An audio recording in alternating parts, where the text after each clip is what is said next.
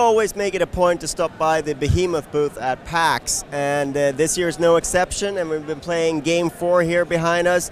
Still a working title. Could you just give us the sort of the quick pitch? What is Game 4? All right, Game 4 is a fast-paced, turn-based co-op adventure through time and space. With cupcakes and giant beers and... Yeah, we got cupcakes. There's a lot more to it, but essentially there's a bear from space, this big cosmic entity, has been killed and fell to the planet, and its remains and blood are in the atmosphere and creating this rain. And it obviously has these cosmic qualities to it, and it's manipulating time and space. So we see a lot of items and creatures from different time periods. So you'll see a space shuttle or Uzis with swords and bows and arrows, and maybe some vampires and robots. So basically anything you'd want to have in a game. Absolutely, yes.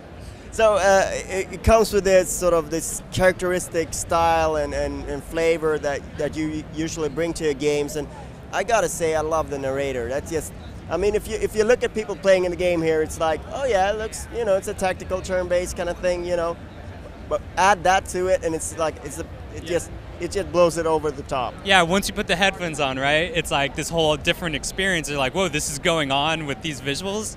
Yeah, that's all Will Stamper, who was the narrator in Battle Block Theater. That was the first time he did that. And then we wanted to bring him back for this and create this new character, which the narrator is much more intertwined with the story and interacts and definitely has it out for Horatio, one of our main heroes. Feels a little bit like there's this evil dungeon master who's like pulling your strings and then, you know, making you do things kind of. Yeah, without spoiling too much, I can't talk too much about it, but there's definitely more to the narrator than just funny comments here and there. It gets deeper. All right. So can you tell us a little bit about, because you know, you look at it and you think, okay, it's turn-based, but there's a lot of depth into this game. I mean, you know, just scratching the surface here with a brief demo, but there's tremendous depth to the combat. Cool, yeah, I mean, this is our take on the strategy genre. We always do a different genre every game, and we wanted to make an accessible, kind of streamlined, more streamlined turn-based game that maybe people who don't normally play strategy games would play, and also accessible to younger audiences as well. But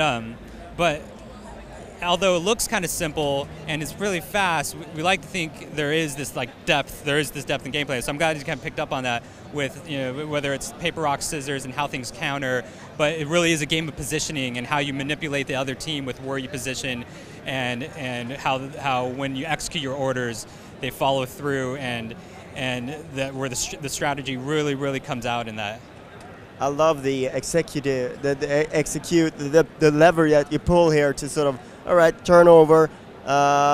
Please tell me that the game is being delivered with that sort of lever. You're not the first to ask.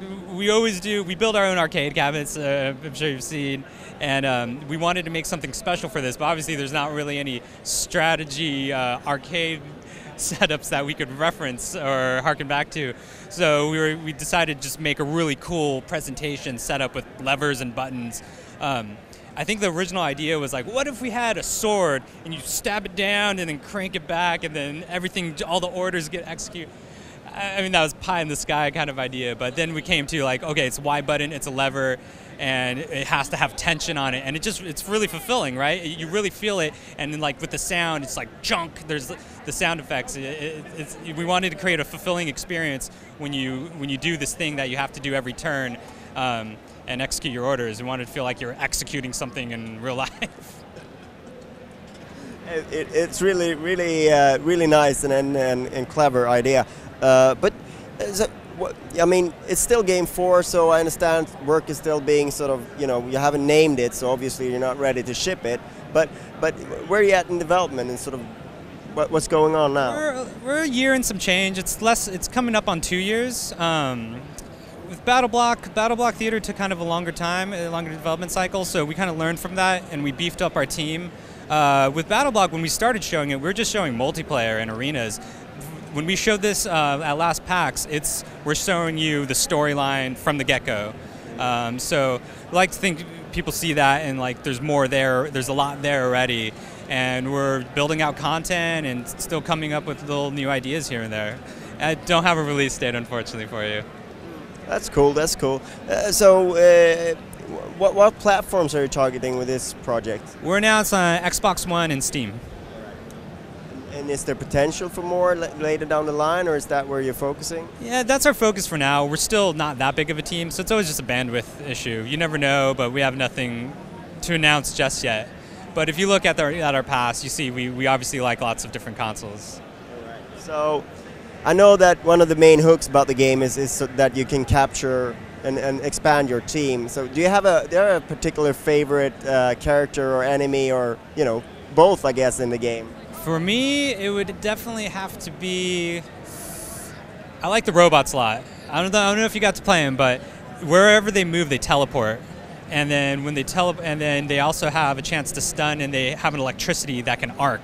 So if you get an enemy in like some water terrain and they're one hex apart, kind of like checkers, you'll arc a blast and it'll chain lightning and hit all these multiple characters. And then you could customize the way they look. You can't put armor like, say, the human fighters, but with robots, you could change their face out, give them mohawks, and just make them look really, really cool.